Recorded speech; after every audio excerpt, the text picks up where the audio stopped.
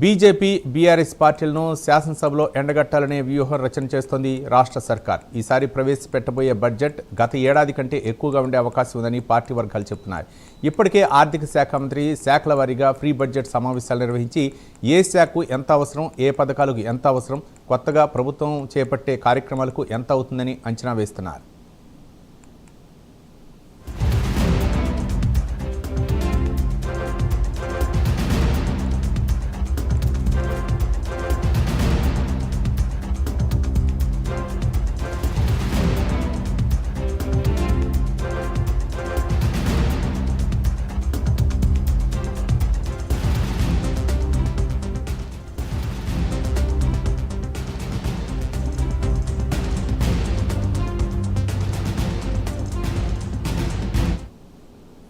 పది రోజుల పాటు సమావేశాలు నిర్వహించాలనే ఆలోచనలో రేవంత్ రెడ్డి ప్రభుత్వం ఉంది. ఇక సభా ప్రాంగణంలో ఇవాళ తెలంగాణ తల్లి విగ్రహాన్ని ఆవిష్కరించనున్నారు. అయితే ఈ విగ్రహ రూపాన్ని బీఆర్ఎస్ నేతలు వ్యతిరేకిస్తున్నారు.